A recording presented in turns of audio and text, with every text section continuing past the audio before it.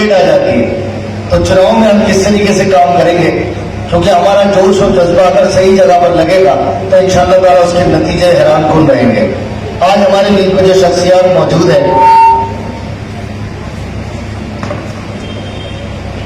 करते हैं हम उस शख्सियत के हुजूर चलते हैं कि जिन्हें 12 सुनने का मौका मिल रहा है, और वो मुश्तरका तौर पर सियासी सरगर्मियों का वो नाम है जो मुंबई से गालिबन 500-550 किलोमीटर की दूरी तय करते हुए हमारे आपकी दर्द की दवा बनने के लिए आए हैं। तो मैं अनिस कुरैशी साहब को सुन रहा था तो किसी शख्स ने बड़ा खूबसूरत उन्हें कहा कि आप उस मिल्लत पे मेहनत कर रहे हैं कि जिसके बारे में ये कहा जा सकता है कि मुद्दत से यूं ही कच्चे मकानों पे खड़ी है, तहजीब तबाही के दहानों पे खड़ी है, बदला था कभी जिसने जमाने का मुकद्दर, वो कौन नजूमी की दुकानों पे खड़ी है। तो आली जनाब अनिस कुरैशी साहब ने इस शेर के साथ उसे बोला कि खुदा का नाम लेकर हाथ को पतवार करते हैं कि हम कश्ती नहीं घोड़ों से दरिया पार करते हैं। 100 वाले से इस्तेमाल करें आप इनका।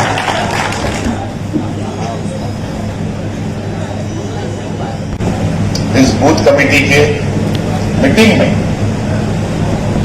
हमारे बीच तशरीफ लाए शिद्दत फरमा, जिन्होंने अपने ख्यालों से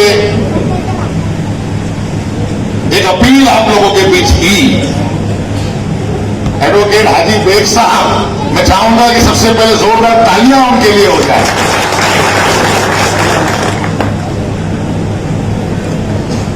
इस मीटिंग में शिद्दत फरमा काकू भाई, रियाज भाई, एजाज बाबा, हलीम भाई, कादर भाई, आरिफ भाई, सादिक भाई, इमरान भाई, मुस्तफा हाजी साहब, रहमान भाई, इनामुद्दीन भाई, महमूद दादा, सईद भाई, छोटू भाई, गुड्डू भाई, चंदू भाई, मुबारक भाई, और जिसकी बेहतरीन निजामत हर वक्त जो महफिल में जान डाल देती है, क़यामुद्दीन साहब, जो हमेशा अपने अशारों से हौसला अफजाई करते हैं, और तमाम इस दाइश पे मौजूद, मैं माजरत चाहता हूं किसी का नाम रह गया है, तो तमाम जिम्मेदारान और मेरे सामने तशरीफ फरमा सभी बुजुर्ग साथी, नौजवान साथी, मेरे दोस्तों, कौम मिल्लत की बात से उन्होंने शेर से मुझे आवाज दी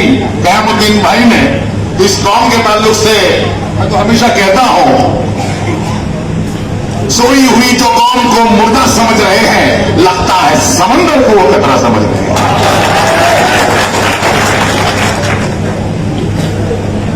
तो आज ये कौम एक समंदर के मानवी भी है।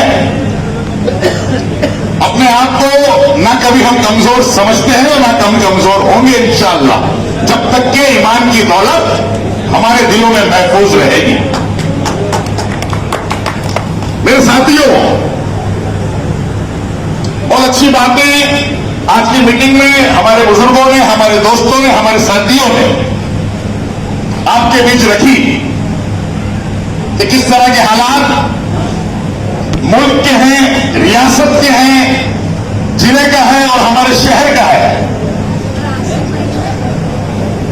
ये इलेक्शन, ये चुनाव कोई आम चुनाव नहीं है। मैं बार बार हमेशा कह रहा हूं कि ये रियासत का, हुकूमत का चुनाव है, और ये हुकूमत आपके लिए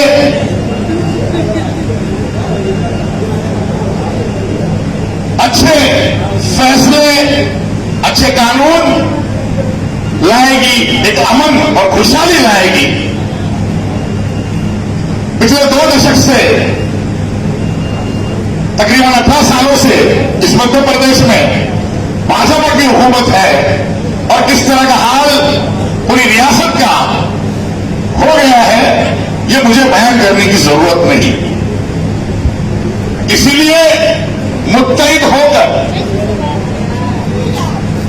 मजबूती से एक एक उम्मीदवार को जिताने की जवाबदारी हर कौमों की है। केवल मुसलमानों की नहीं, मैं हर कौमों की बात कर रहा हूं, क्योंकि कुछ भी बचा नहीं यहां। अब के बहार में सब कुछ फना हुआ, यहां गर्दो गुबार में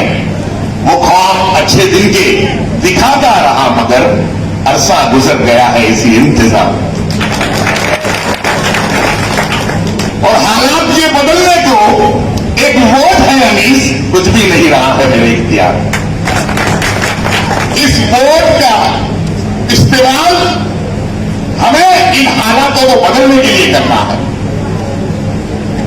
बेशक कई नाराजगियां, कई नजरअंदाजियां होती है, मगर इन सबको बुलाकर एक बेहतरीन सरकार, एक अच्छी रियासत में हुकूमत और नुमाइंदे चुनने की जवाबदारी हमारी है। हमारे बुजुर्गों ने जो अपील की, इसे सोचने की और समझने की जरूरत है। आपका तमाम साथी जो है जिम्मेदार है, अपने वार्ड के बूथ के अध्यक्ष हो, बूथ कमेटी के मेंबर हो, अपने बूथ पे हर एक शख्स को आप जानते हो। अपने इलाके में जहां तक पहुंच सकते हो, जहां तक अपनी आवाज को पहुंचा सकते हो, उन्हें मनाना, उन्हें पोलिंग बूथ तक लाना, ये आपकी जिम्मेदारी है। आपकी जिम्मेदारी है या नहीं है? तो आप लोग अपनी जिम्मेदारी को निभाओगे, पक्का निभाओगे? जोर से आवाज नहीं आ रही, जोर से आवाज, हाथ ऊपर उठा के बोलिए, सारे के सारे हाथ ऊपर उठा के बोलिए। इंशाल्लाह ये वादा, अपने आप से ये वादा करें कि हम वोटिंग परसेंटेज इंशाल्लाह बढ़ाएंगे। वो तो सभी लोग बोल ही रहे हैं। आज किस किस तरह के हालात हमारे सामने आए या नहीं आए? मौजूदा सरकार, चाहे वो राज्य की हो या केंद्र की हो, बार बार सबसे ज्यादा जो उनके निशाने पे रहे वो अल्पसंख्यक रहे या नहीं रहे ना? कभी लव जिहाद, कभी घर वापसी, कभी मॉब लिंचिंग, कभी गौ हत्या, कभी एनआरसी, कभी सीएए, है ना? परेशान किया या नहीं किया? हमसे पूछ रहे कि तुम पहचान पत्र दिखाओ, पूछा ना? उस वक्त मैंने कहा, क्या कहा? हमारी आन भारत में, हमारी शान भारत में पड़ा है वक्त जब भी दिए हमने जान भारत में। मगर अफसोस, जो थे कल तलक अंग्रेज के मुखबिर, हम ही से पूछते हैं आज वो पहचान पाते। तो लड़ाई उन मुखबिरों से है, उन गद्दारों से है जो देश की फिजा को, देश के माहौल को बर्बाद करने की कोशिश कर रहे हैं। ना उन्हें किसानों से हमदर्दी, ना उन्हें जवानों से हमदर्दी, ना उन्हें नौजवानों से हमदर्दी। ये देश में किन लोगों के लिए काम कर रहे हैं?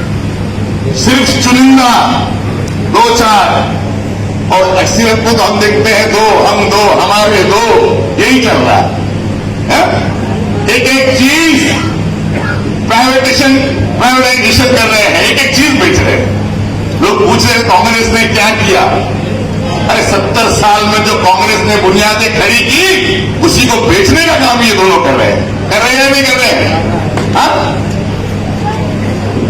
एक तरफ तो कहते हैं कि मैं देश नहीं बिकने दूंगा, प्रधानमंत्री जी ने बड़ी बात कही थी कि मैं देश नहीं बिकने दूंगा, मगर कुछ दिन बाद देखा कि हमारा इतिहास का धरोहर, आजादी की आन बान शान, जिस पर पहली बार जो तिरंगा लहराया, वो लाल किला, वो भी निजी हाथों में सौंप दिया।